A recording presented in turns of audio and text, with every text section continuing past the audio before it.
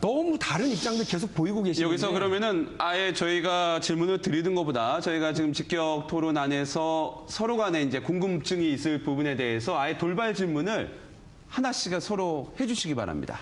지금 아까 그 말씀에 조금 얘기 좀 하고 질문을 드리죠. 지금 아니면 질문 먼저 해주시죠. 질문 먼저 하고 제가 시간을 드리겠습니다. 예. 지금 이제 안철수 전 후보가 사퇴 이제 자진 퇴장하신 셈인데 그러고 났더니 이제 민주당에서는 아름다운 단일화라고 얘기를 하셨어요. 그런데 과연 아름다운 단일화로 볼 국민이 얼마나 될까?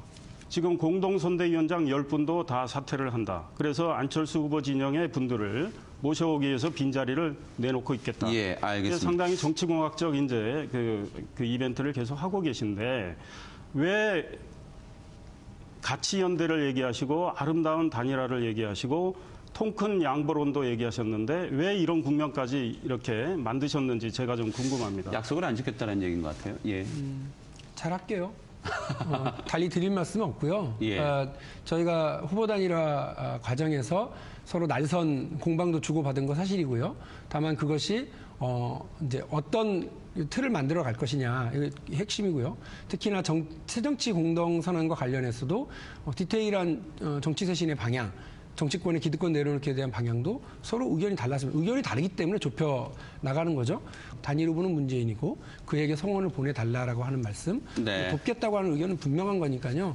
저희가 새누리당에서 걱정하고 계시는 이런 부분을 최대한 최소화시켜낼게요. 그러면 아름다운 단일화가 아니었다는 거 인정하시는 겁니까 혹시? 지금 상황이 어쨌거나 앙금이 남아있는 것과 관련해서는 인정을 한다. 객관적 상황이지 예. 않겠습니까? 예.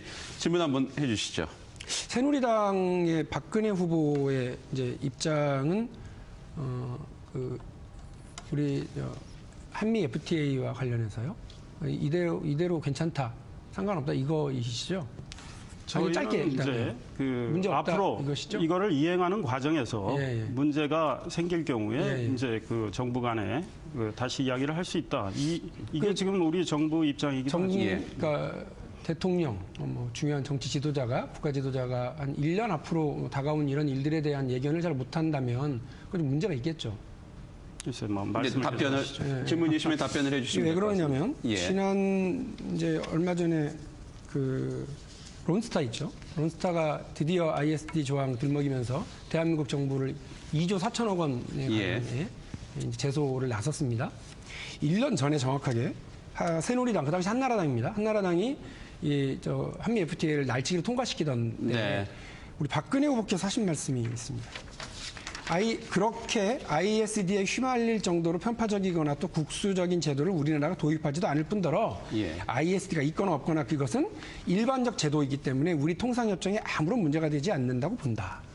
ISD에 대한 문제점을 지적을 했어요. 제가 전문가는 아니지만 좀 침소봉대하는 것 같습니다. 이제 우리도 많은 나라와 이제 자유무역협정, 이제 투자보장협정도 하고 있고, 특히 중국하고도 많이 하고 있고 할 때 이 ISD는 소위 투자국의 투자한 나라의 기업을 이제 보호하기 위한 거기 때문에 론스타 문제는 노무현 정부 때 있었던 일 같은데요. 이 문제에 대해서 특별히 이게 아주 강한 충격이 올 거다 이렇게 생각하는 분들은 없는 것 같습니다. 예.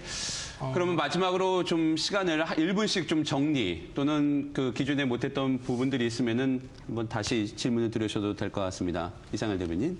저는 아까 안철수 후보께서 우리 이제 박근혜 후보께서 이제 김종인 위원장이 맡고 있던 이제 저희는 행추위라고 합니다. 국민행복추진위원회에서 만든 공약 중에 3가지를 이제 제외를 하신 거죠. 그러니까 깔아뭉갰다는 표현. 그 다음에 안철수 후보가 그거에 대해서 직접적으로 강한 톤으로 비판을 했습니다. 안철수 후보 캠프의 유민영 대변인. 그렇죠. 캠프죠. 안철수 후보하고는 좀 다르고. 그 다음에 후보께서 하신 건 아니잖아요. 그러니까 대변인이야 저도 많이 하지만 그 다음에 지금 경제 전문가들께서는 이런 말씀도 하셨어요.